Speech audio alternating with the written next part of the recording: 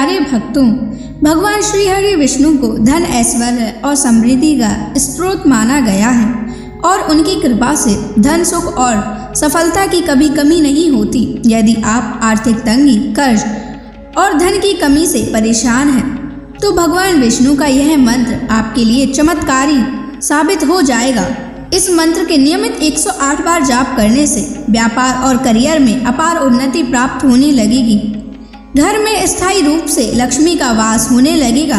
सभी प्रकार की नकारात्मकता और आर्थिक बाधाएं समाप्त हो जाएंगी। जो भी भक्त सच्चे मन से विष्णु जी के इस मंत्र का जाप करता है, उसे अपने जीवन में धन और सफलता की कभी कमी नहीं आती है। इसलिए प्यारे भक्तों, इस मंत्र का जाप अवश्य करें। यह मंत्र बहुत ही चमत्कारी और अद्भुत मंत्र है। इस मंत्र का प्रभाव तुरंत ही दिखाई देने लगता है। इस मंत्र को आपको नियमित 108 बार जाप करना है। अगर आप भगवान विष्णु का आशीर्वाद प्राप्त करना चाहते हैं तो इस वीडियो को लाइक और चैनल को सब्सक्राइब जरूर कर दीजिए और कमेंट बॉक्स में जय विष्णु अवश्य लिख दीजिए। तो चलिए भक्तों, मंत्र का जाप करना प्रारंभ करते हैं। ओम नमो भगवते वासुदेवाय धनम मे देहि शीघ्रम्। ओम नमो भगवते वासुदेवाय धनम मे देहि शीघ्रम्। ओम नमो भगवते वासुदेवाय धनम मे देहि शीघ्रम्। ओम नमो भगवते वासुदेवाय धनम मे देहि शीघ्रम्। ओम नमो भगवते वासुदेवाय धनम मे देहि शीघ्रम्। ओम नमो भगवते वासुदेवाय धनम मे देहि शीघ्रम्। ओम नमो भगवते वासुदेवाय धनम मे देहि शीघ्रम्। ओम नमो भगवते वासुदेवाय धनम मे देहि शीघ्रम्।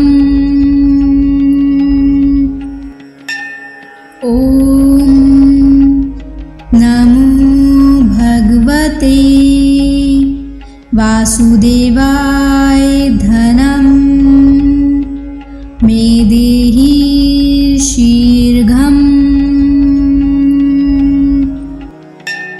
ओम नमो भगवते वासुदेवाय धनम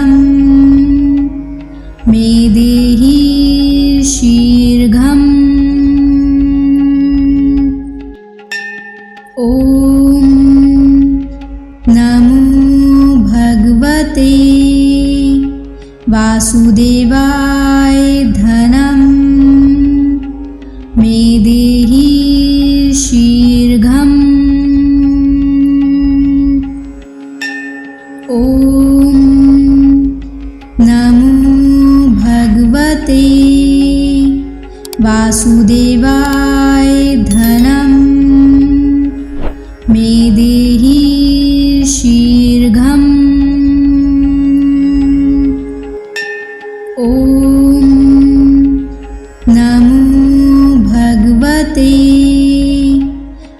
वासुदेवाय धनं मे देहि शीघ्रम्। ॐ नमो भगवते वासुदेवाय धनं मे देहि शीघ्रम्। ॐ नमो भगवते वासुदेवाय धनं मे देहि शीघ्रम्। ॐ नमो भगवते वासुदेवाय धनं मे देहि शीघ्रम्। ॐ नमो भगवते वासुदेवाय धनं मे देहि शीघ्रम्। ॐ नमो भगवते वासुदेवाय धनं मे देहि शीघ्रम्। ॐ नमो भगवते वासुदेवाय धनं मे देहि शीघ्रम्। ॐ नमो भगवते वासुदेवाय धनं मे देहि शीघ्रम्। ॐ नमो भगवते वासुदेवाय धनं मे देहि शीघ्रम्। ॐ नमो भगवते वासुदेवाय धनं मे देहि शीघ्रम्। ॐ नमो भगवते वासुदेवाय धनं मे देहि शीघ्रम्। ॐ नमो भगवते वासुदेवाय धनं मे देहि शीघ्रम्। ॐ नमो भगवते वासुदेवाय धनं मे देहि शीघ्रम्। ॐ नमो भगवते वासुदेवाय धनं मे देहि शीघ्रम्। ॐ नमो भगवते वासुदेवाय धनं मे देहि शीघ्रम्। ॐ नमो भगवते वासुदेवाय धनं मे देहि शीघ्रम्। ॐ नमो भगवते वासुदेवाय धनं मे देहि शीघ्रम्। ॐ नमो भगवते वासुदेवाय धनं मे देहि शीघ्रम्। ॐ नमो भगवते वासुदेवाय धनं मे देहि शीघ्रम्। ॐ नमो भगवते वासुदेवाय धनं मे देहि शीघ्रम्। ॐ नमो भगवते वासुदेवाय धनं मे देहि शीघ्रम्। ॐ नमो भगवते वासुदेवाय धनं मे देहि शीघ्रम्। ॐ नमो भगवते वासुदेवाय धनं मे देहि शीघ्रम्। ॐ नमो भगवते वासुदेवाय धनं मे देहि शीघ्रम्। ॐ नमो भगवते वासुदेवाय धनं मे देहि शीघ्रम्। ॐ नमो भगवते वासुदेवाय धनं मे देहि शीघ्रम्। ॐ नमो भगवते वासुदेवाय धनं मे देहि शीघ्रम्। ॐ नमो भगवते वासुदेवाय धनं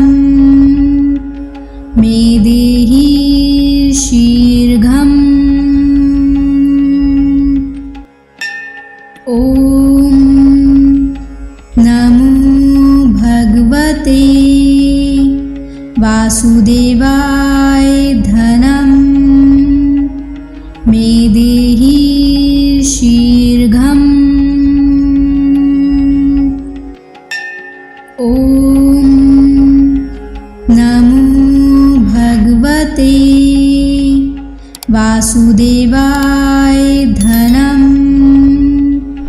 मे देहि शीघ्रम्। ॐ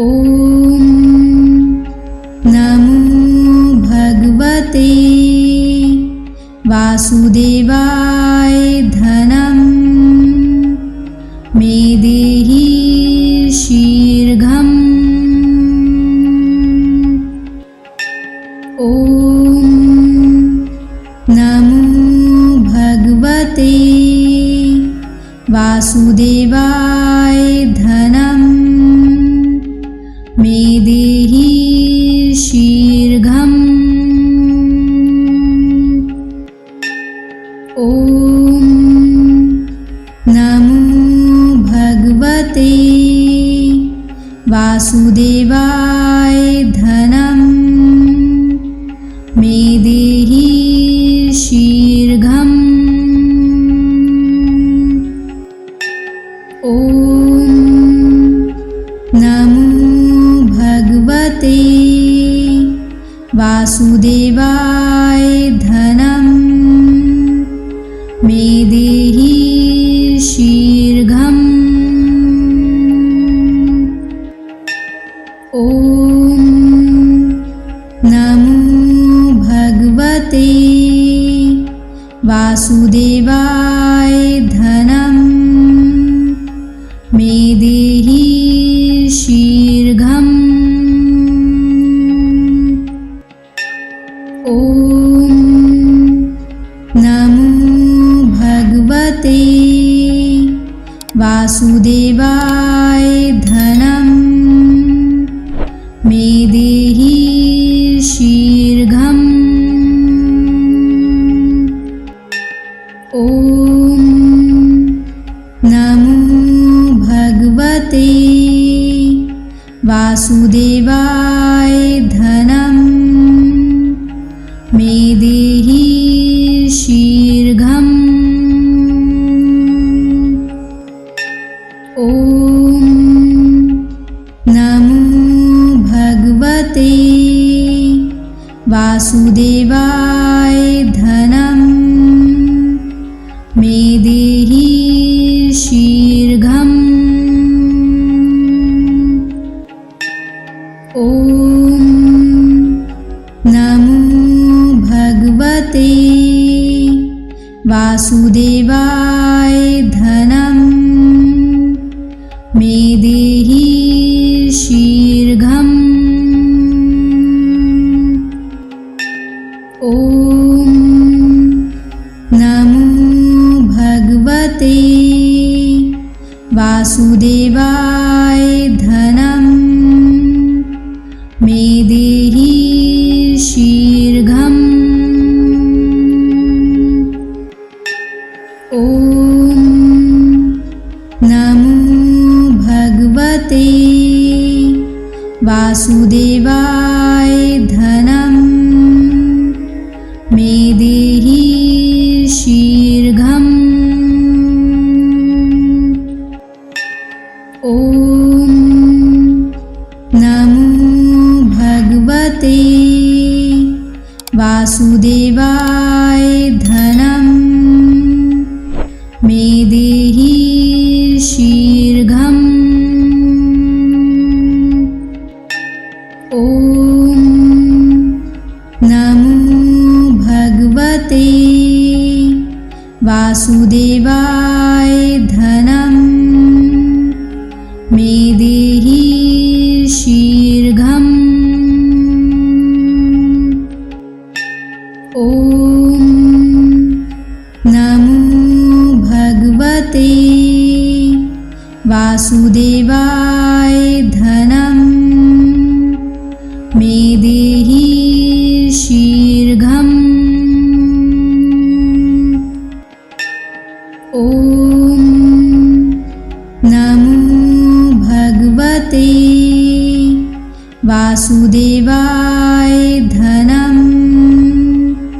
मे देहि शीघ्रम्।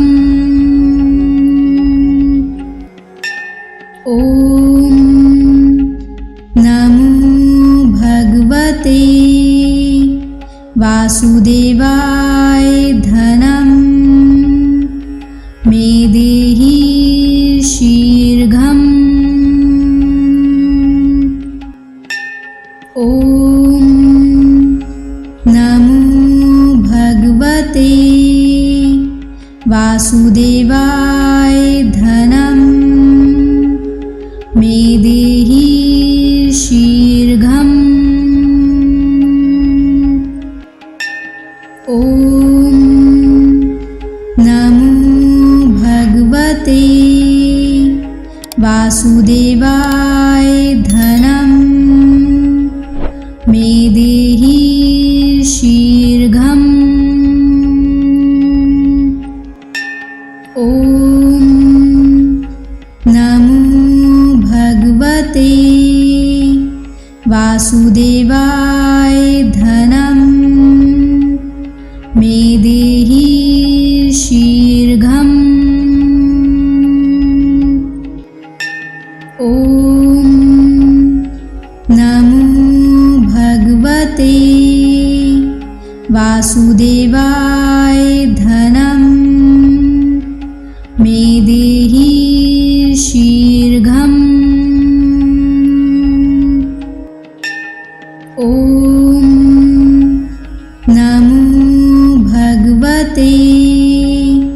वासुदेवाय धनं मे देहि शीघ्रम्।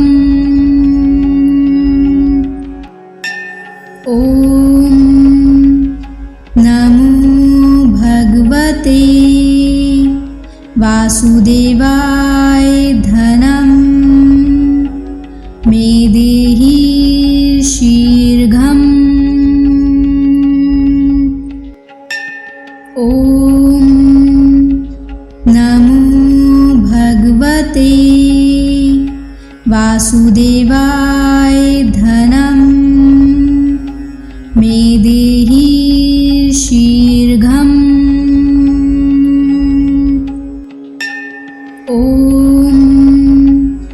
नमो भगवते वासुदेवाय धनं मे देहि शीघ्रम्। ॐ नमो भगवते वासुदेवाय धनं मे देहि शीघ्रम्। ॐ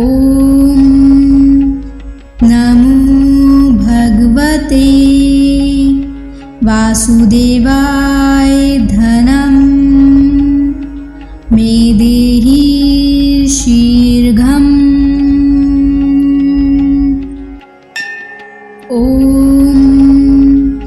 नमो भगवते वासुदेवाय धनं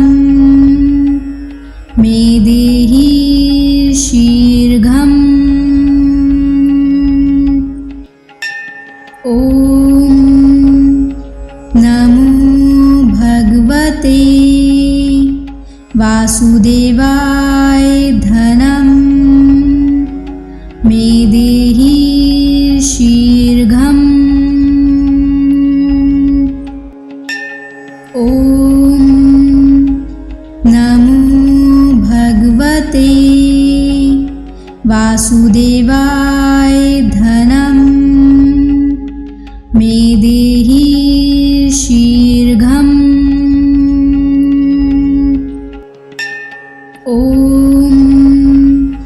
नमो भगवते वासुदेवाय धनं मे देहि शीघ्रम्।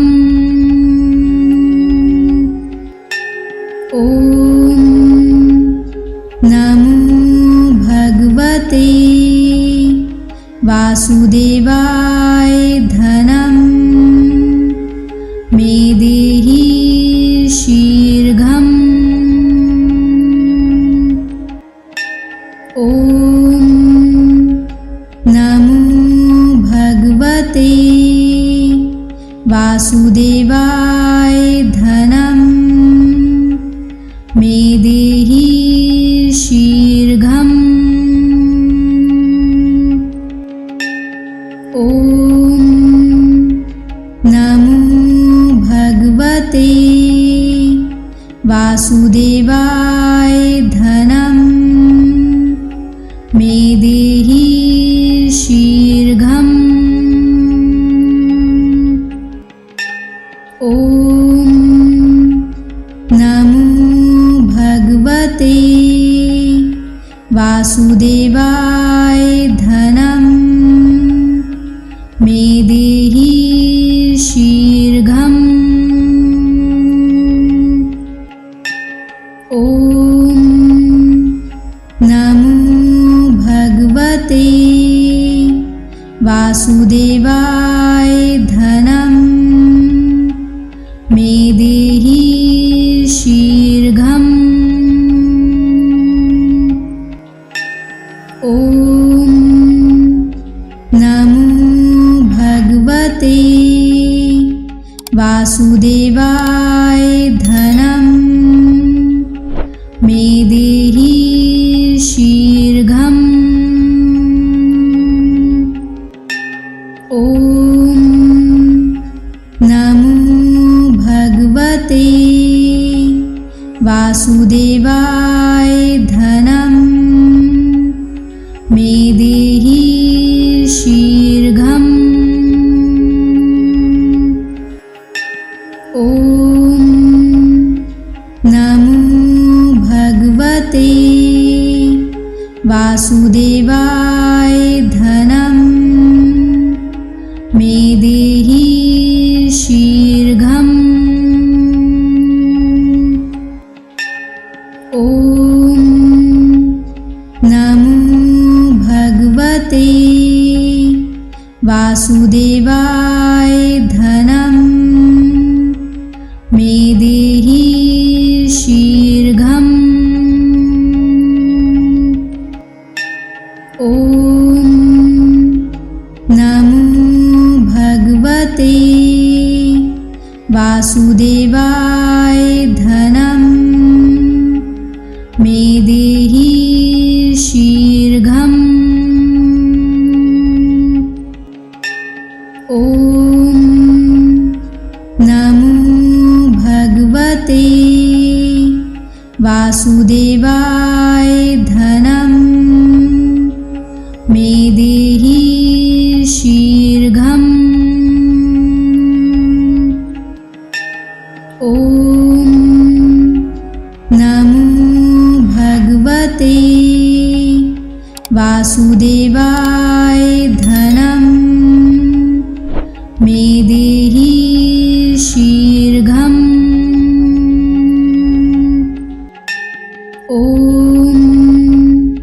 नमो भगवते वासुदेवाय धनं मे देहि शीघ्रम्। ॐ नमो भगवते वासुदेवाय धनं मे देहि शीघ्रम्। ॐ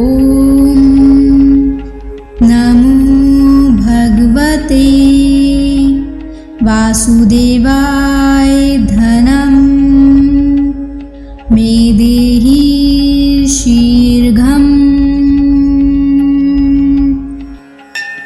ॐ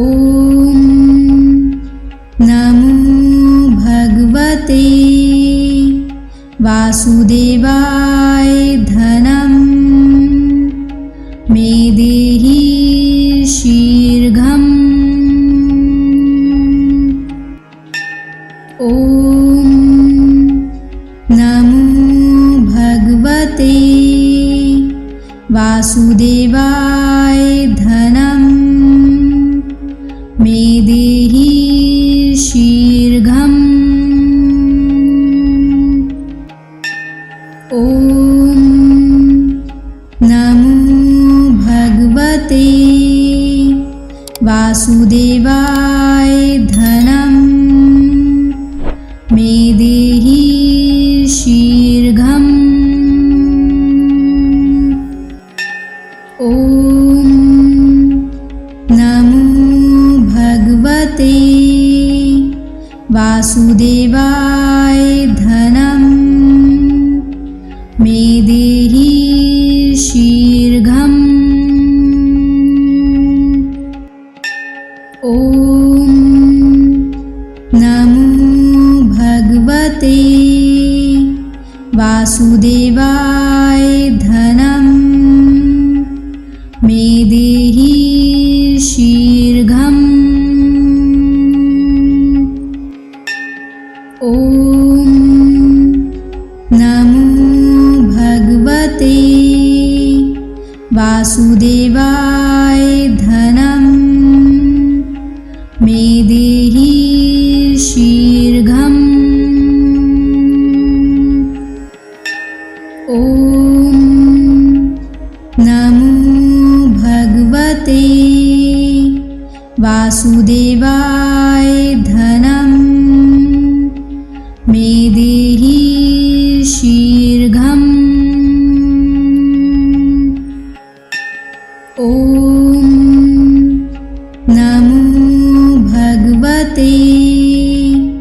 वासुदेवाय धनं मे देहि शीघ्रम्।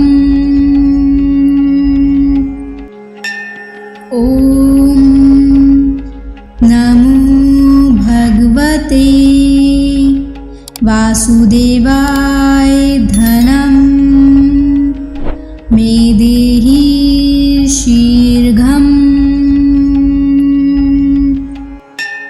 ॐ नमो भगवते वासुदेवाय धनं मे देहि शीघ्रम्। ॐ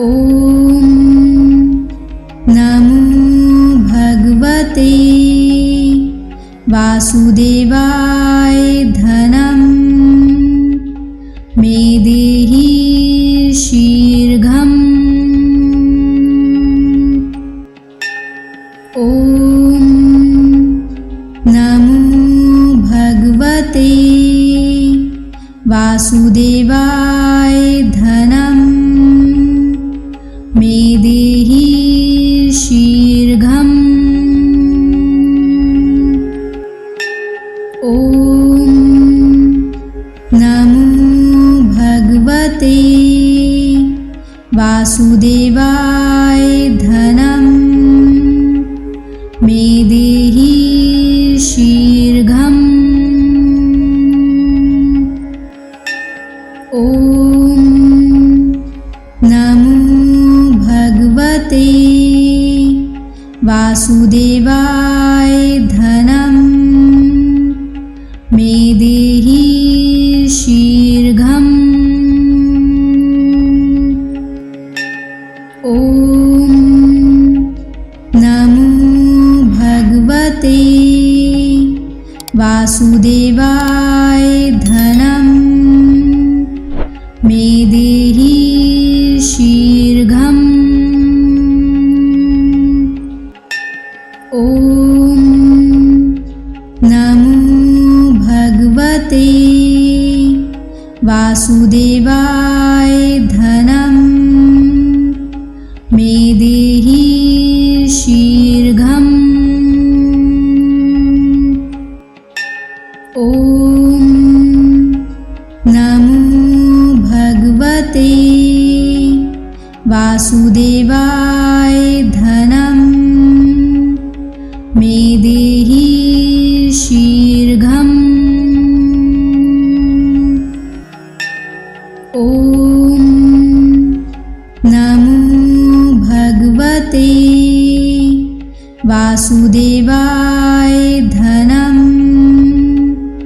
मे देहि शीघ्रम्। ॐ नमो भगवते वासुदेवाय धनं मे देहि शीघ्रम्। ॐ नमो भगवते वासुदेवाय धनं मे देहि शीघ्रम्। ॐ नमो भगवते वासुदेवाय धनं मे देहि शीघ्रम्। ॐ नमो भगवते वासुदेवाय धनं मे देहि शीघ्रम्। ॐ नमो भगवते वासुदेवाय धनं मे देहि शीघ्रम्। ॐ नमो भगवते वासुदेवाय धनं मे देहि शीघ्रम्। ॐ नमो भगवते वासुदेवाय धनं मे देहि शीघ्रम्। ॐ नमो भगवते वासुदेवाय धनं मे देहि शीघ्रम्। ॐ नमो भगवते वासुदेवाय धनं मे देहि शीघ्रम्। ॐ नमो भगवते वासुदेवाय धनं मे देहि शीघ्रम्। ॐ नमो भगवते वासुदेवाय धनं मे देहि शीघ्रम्। ॐ नमो भगवते वासुदेवाय धनं मे देहि शीघ्रम्। ॐ नमो भगवते वासुदेवाय धनं मे देहि शीघ्रम्। ॐ नमो भगवते वासुदेवाय धनं मे देहि शीघ्रम्। ॐ नमो भगवते वासुदेवाय धनं मे देहि शीघ्रम्। ॐ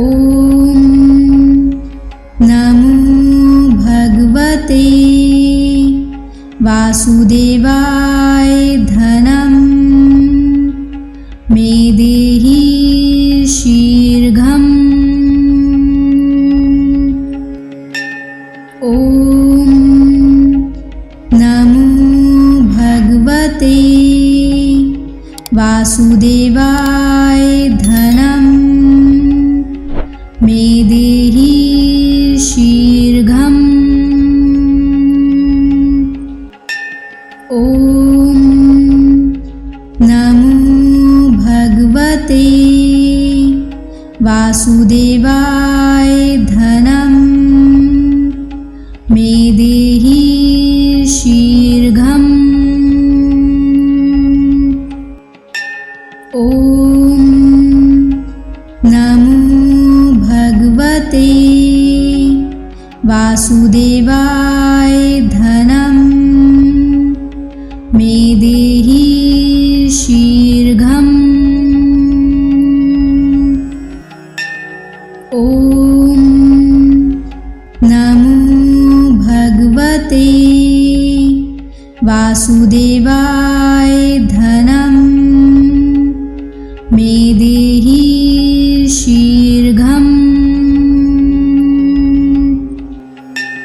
ॐ नमो भगवते वासुदेवाय धनं मे देहि शीघ्रम्। ॐ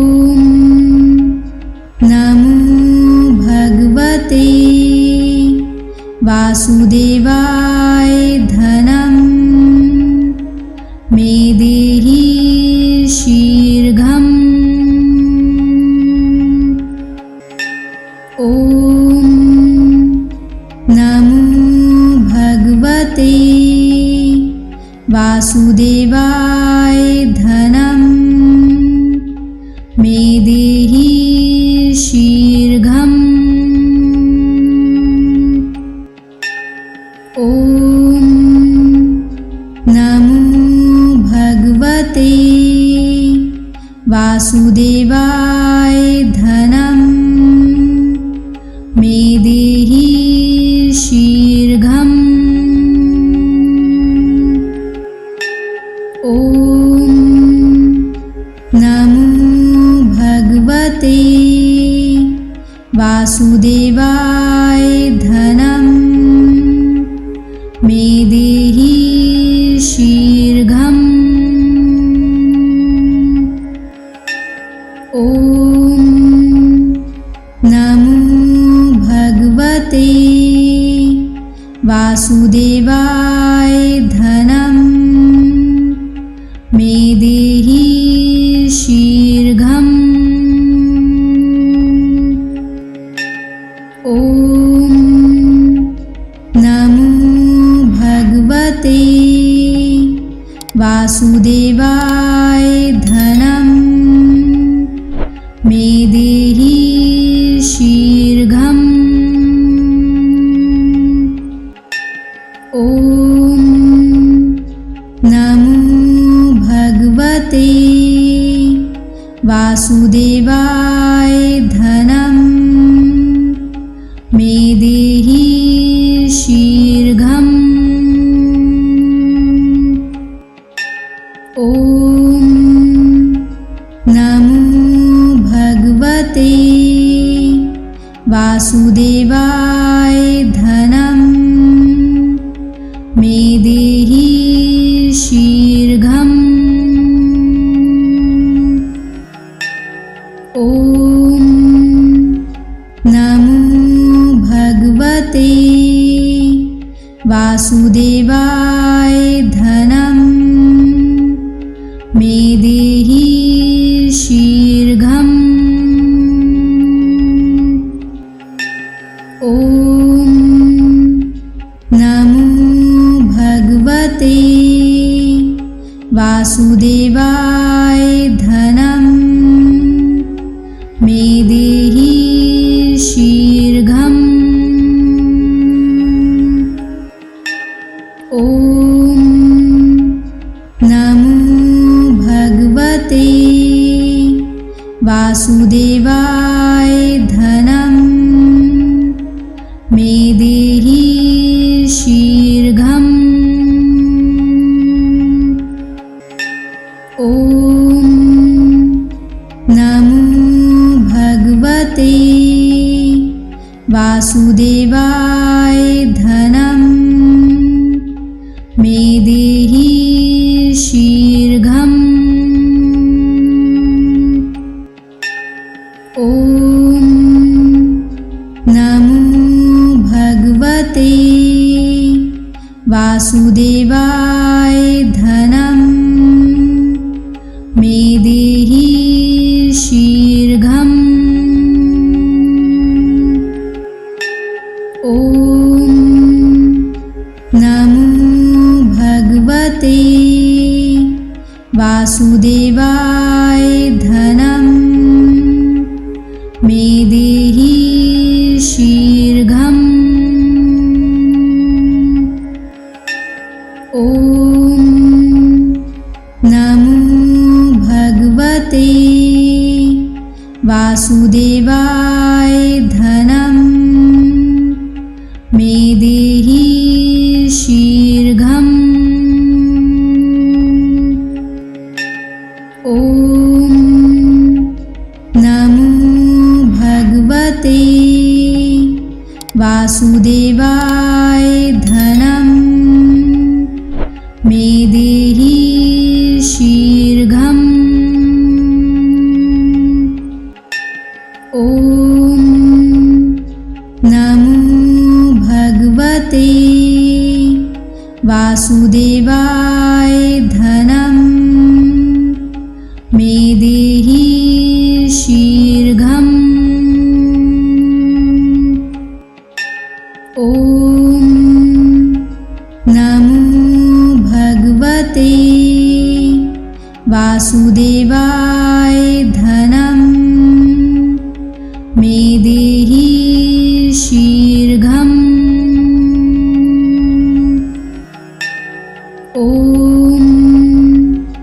नमो भगवते वासुदेवाय धनं मे देहि शीघ्रम्।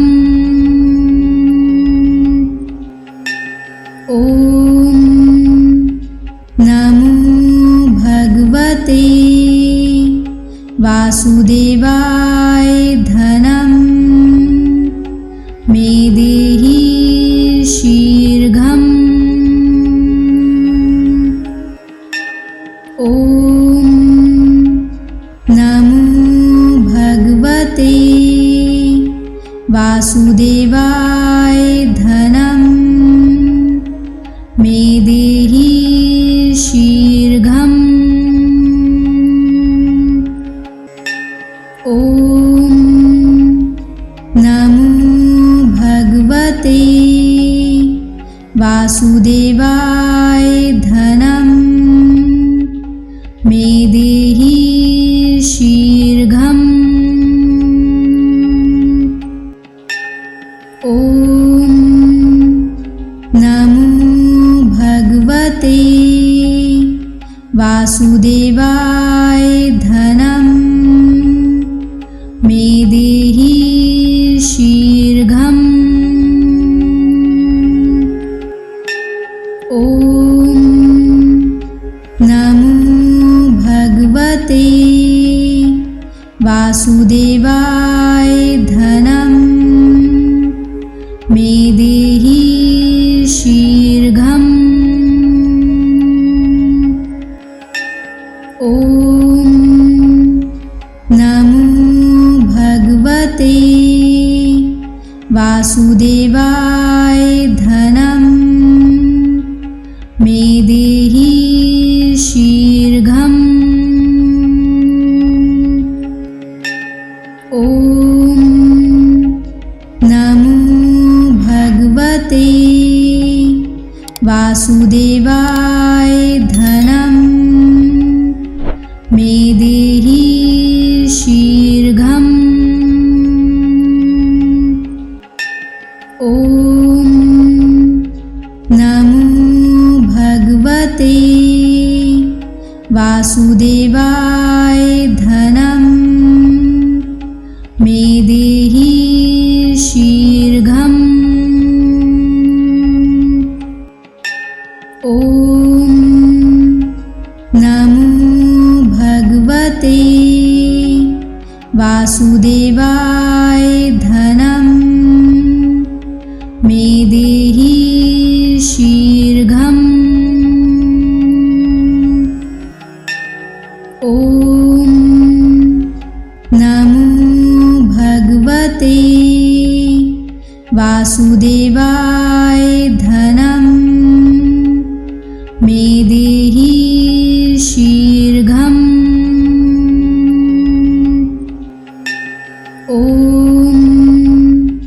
नमो भगवते वासुदेवाय धनं मे देहि शीघ्रम्। ॐ नमो भगवते वासुदेवाय धनं मे देहि शीघ्रम्। ॐ नमो भगवते वासुदेवाय धनं मे देहि शीघ्रम्। ॐ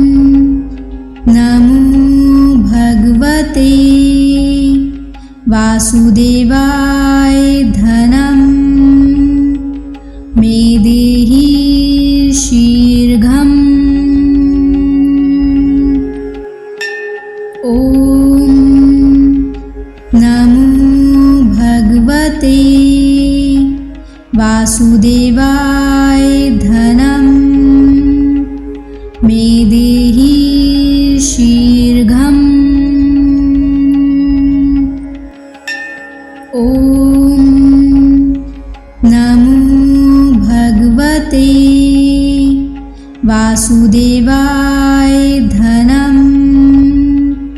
मे देहि शीघ्रम्। ॐ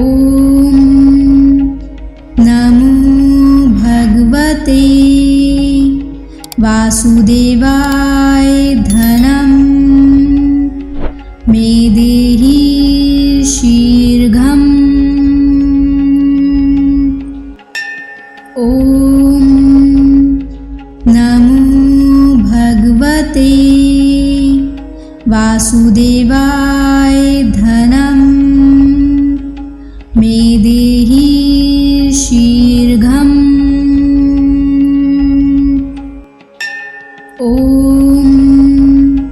नमो भगवते वासुदेवाय धनं मे देहि शीघ्रम्। ॐ नमो भगवते वासुदेवाय धनं मे देहि शीघ्रम्। ॐ नमो भगवते वासुदेवाय धनं मे देहि शीघ्रम्। ॐ नमो भगवते वासुदेवाय धनं मे देहि शीघ्रम्। ॐ नमो भगवते वासुदेवाय धनं मे देहि शीघ्रम्।